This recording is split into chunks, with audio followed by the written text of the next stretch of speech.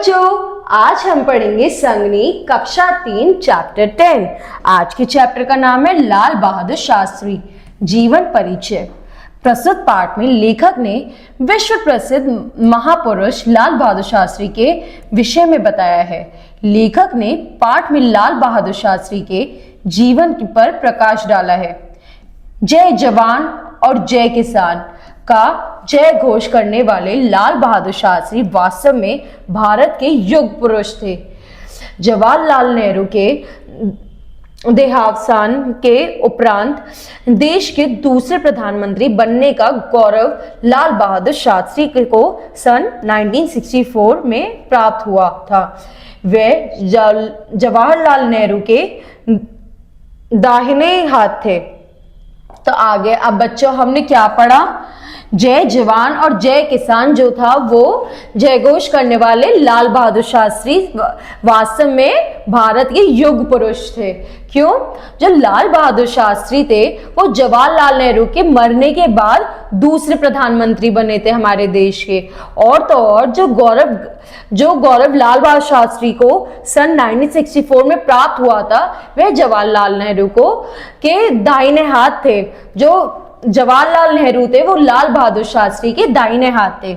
लाल बहादुर शास्त्री का जन्म 2 अक्टूबर सन 1904 को वाराणसी के निकट मुगलसराय में हुआ था। तो हमने आगे क्या पढ़ा कि ये जो लाल बहादुर शास्त्री थे उनका जन्म 9 अक्टूबर 1904 में वाराणसी में हुआ था।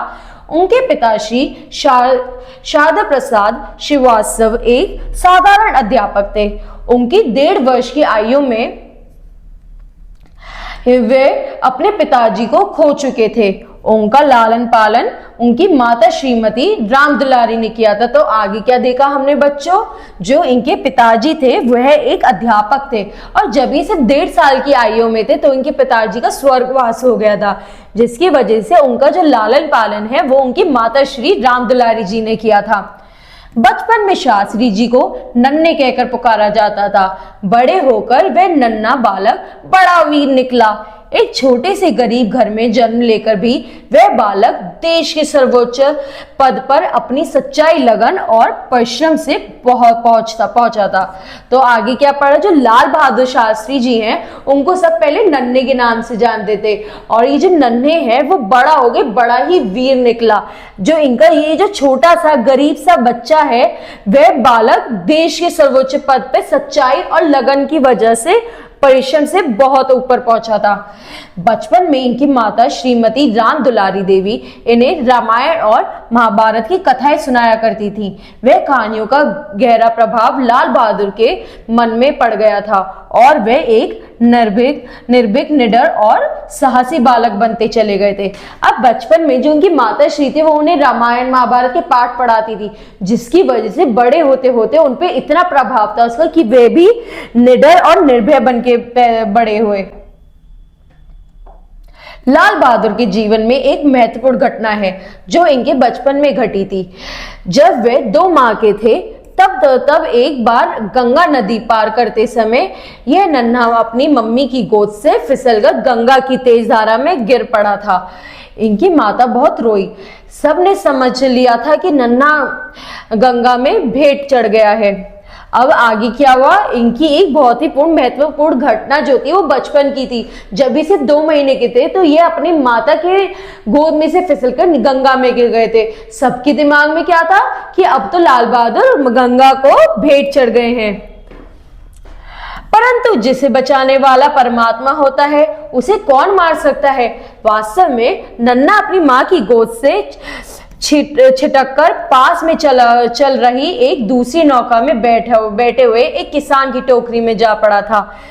किसान पहले तो उस नन्हे को अपने घर में ले गया, फिर बाद में उसे दया आई और वह काफी ढूंढने के बाद नन्हे को उसकी माँ को दे आया। बेचारी माँ के तो आनंद की सीमा नहीं रही। तो बच्चों, जैसे कि हम हर कोई कहते हैं जिसको ईश्वर बचाना चाहते हैं उसको कौन मार सकता है, तो वह भी अपनी माँ की गोद से गिर के एक किसान की टोकरी में जा गिरे। पहले तो वो किसान उसे अपने घर में ले गए थे, बट उन्हें बड़ी दया आई इस बच्चे पर, वो उन्हें उनकी माँ के पास ले गए, जिसे अपने बच्चे को देखकर जो उनकी माँ थी उन्हें उन पे बड़ा ही प्रेम आया, सांस में सांस आई। थोड़ा बड़ा होने के बाद वही नन्ना गंगा को तैर कर पार कर लिया करता था। छठी कक्षा तक लाल बहादुर मुगल सराय में अपने नाना श्री हजारीलाल के पास रहकर पढ़े। बाद में वे वाराणसी के हरिश्चंद्र बहाई स्कूल में पढ़ने आ गए। वहां वे अपने मौसाजी श्री रघुनाथ प्रसाद के यहाँ रहते थे। अब आगे क्या पढ़ा हमने, जब ये धीरे धीरे करके बड़े हुए, वही जो बच्चा गंगा में गिरा था वो गंगा एकदम से पार कर लेता था। अब जब लाल बहादुर शास्त्री जब छठी कक्षा में थे, वे अपने नाना जी के साथ ही पढ़ते थे, बट धीरे धीरे करके बाद में वे वाराणसी में हरिश्चंद्र हाई स्कूल में पढ़े गए और वो वहां पर अपने मौसा जी श्री रघुनाथ प्रसाद के यहाँ रहते थे। इनके मौसा के आदर्श परिवार का इन पर बहुत गहरा प्रभाव पड़ा। यहाँ उन्होंने सीखा कि आदमी को अपना काम सदैव बिना फल की कामना किए करना चाहिए और सदैव सदा जीवन व्यतीत करना चाहिए। तो अब इन्होंने अपने वहां पर रहकर उन्होंने क्या सीखा कि हमें अपना कार्य खुद करना चाहिए और बिना किसी फल की चिंता करे हमें अपना कार्य करते रहना चाहिए। वाराणसी में रहते हुए लाल बहादुर ने लोकमान्य लाल गंगाधर तिलक, महात्मा गांधी आदि महापुरुषों के दर्शन किए और उनकी ओजस्वी वाणी को सुना। उन्हीं के पुकार पर अपनी 16 वर्षीय आयु में लाल बहादुर गांधी जी के असहयोग आंदोलन में कूद पड़े।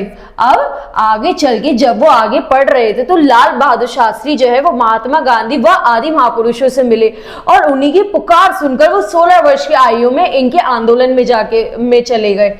गांधी जी के संपर्क में आने पर उन्होंने सीखा कि जो लोग दूसरों के दुख दर्द को जानने के लिए अपने दुख दर्द को भूल जाते हैं वही सारी दुनिया के प्यारे होते हैं। इस कार्य में शास्त्री जी ने पत्नी श्रीमती ललिता देवी ने सदैव इनका साथ दिया।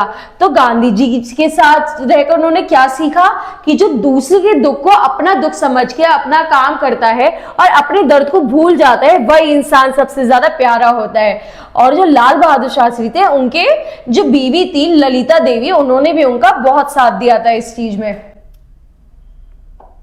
लाल बहादुर शास्त्री का अधिकांश समय उत्तर प्रदेश में व्यतीत हुआ।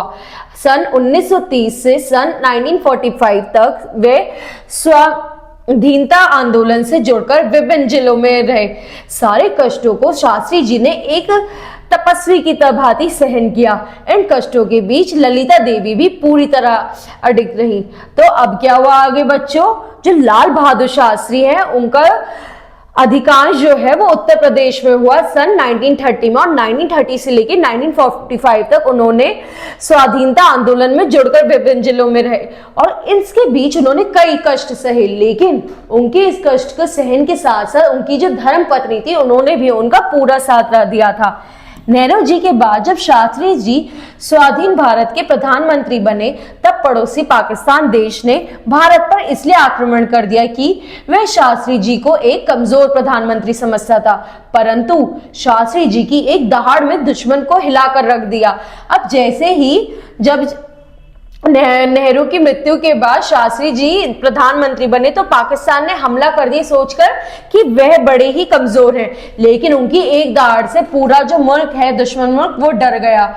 भारतीय फौज और देश के किसानों ने जब शास्त्री जी के मुख से जय जवान जय किसान का नारा सुना तो वो पूरा देश जैसे उठ खड़ा हुआ। शास्त्री जी की एक हुंकार से ही पूरी दुनिया दहल उठी। अब जैसे ही शास्त्री जी के मुंह से सब लोगों ने जय किसान, जैसे ही उन्होंने सुना जय जवान जय किसान, तो ये सब उनके साथ उठकर खड़े हो गए और दुश्मन के दांत खट्टे करने के बाद रूस के प्रधानमंत्री के निमंत्रण पर शास्त्री जी शांति की खोज में ताशगंज गए। वहां उन्होंने पाकिस्तान के राष्ट्रपति से भेंट की, परंतु 11 जनवरी 1966 में भारत का ये बहादुर प्रधानमंत्री हमेशा के लिए भारतवासियों से दूर चला गया। दिल्ली में यमुना किनारे विजय घाट पर शास्त्री जी की अंतिम संस्कार कर दिया गया। किंतु शांति और वीरता का वह असाधारण सैनिक आज भी भारतवासियों के दिलों में बसा हुआ है। अब इस तरीके से उन्होंने सारे जब किसान और देशवासियों को इकट्ठा करा तो उन सब ने जो पाकिस्तान है उनको हरा दिया, उनके दांत खट्टे कर दिए। और तो और फिर उन्हें बाद में शास्त्री जी को रूस से निमंत्रण भी मिला, वहां से उन्हें मिलने के बाद वो पाकिस्तान के राष्ट्रपति से भी मिले।